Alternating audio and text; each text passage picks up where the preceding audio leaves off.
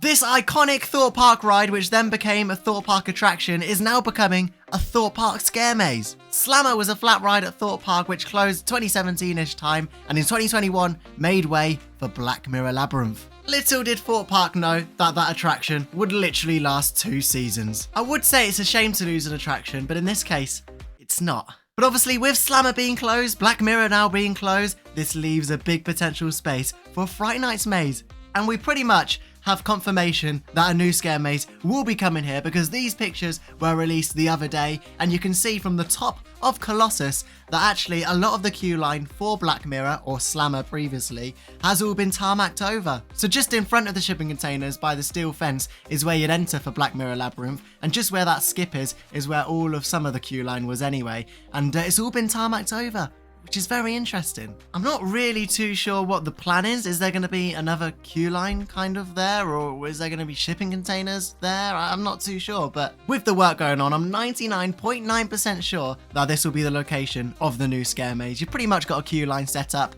Inside Black Mirror Labyrinth, there's loads of potential space there that they can use, and they're already working away at the area anyway, so it makes sense. All of this board-like material has arrived to the side of Slammer. Could this potentially make the internal walls of the scare maze? To be honest, you've already got quite a nice area to play with in Black Mirror Labyrinth, because you've got the mirror maze, which I think would actually be really good for a scare maze. If you can have like actors in there and kind of slamming like on the mirrors, and then as they're doing that, have loads of strobe lighting on them, I think it could make for a pretty unique maze. And whatever happens, I would definitely like to see the mirror maze inside of Black Mirror stick around. Thorpe Park have confirmed as well that Slammer, the actual ride, will be removed at the end of the season in this closed season, which is very interesting for a potential new ride. Usually scare mazes are thrown into buildings that are coming to the end of their life. I mean, look at the dungeons at Alton Towers. It'll probably be the last time that that building's used as the dungeons or as a scare maze before it moves on to potentially a new ride or a new dark ride or whatever. But it shows that this is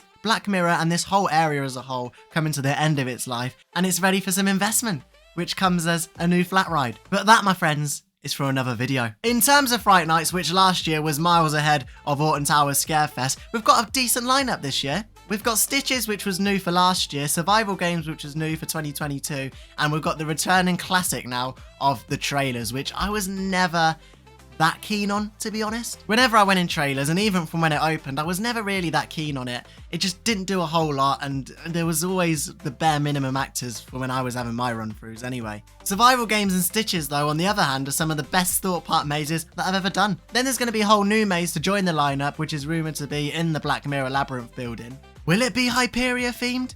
A Hyperia themed scare maze? It's gold and her wings and yeah.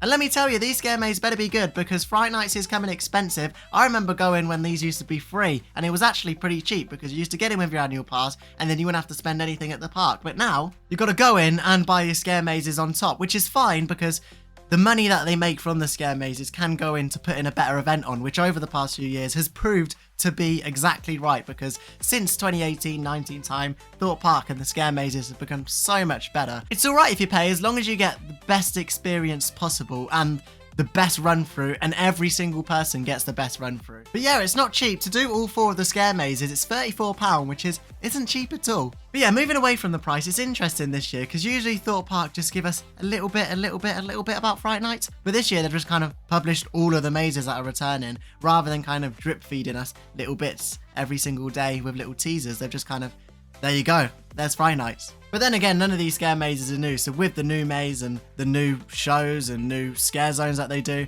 they'll probably drip feed us and tease it a bit more. Also worth mentioning is that Thorpe Park have covered over the Saw queue. Yeah, they've put this like shelter up, and it's good because when it's raining, which most of the time it is, we're not going to get wet. It just goes with the eerie dark theme of Saw. And can you imagine during Fright Nights as well, when it's already dark and then it's even darker in there when you're queuing, you could have actors in there banging on the cages and just roaming around there like outside of the queue, just entertaining people in the queue. It could be pretty good. But there we go, there's the first Fright Nights update of 2024. Can you believe it? Already talking about Fright Nights, and we're in summer. The year is flying by, and what a great year we're having so far at theme parks. It's been so good. Nemesis Reborn, Hyperia, Drayton Manor's Gold Rush, Legoland's Minifigure Speedway. It's been the best theme park year in a very long time, and Thorpe Park, out of all of the parks in the UK, is probably currently looking the best because they've got one of the best ride lineups with Hyperia, Stealth, Swarm, 3 of the best coasters in the UK, all at one place, and the overall look of the park as well is looking so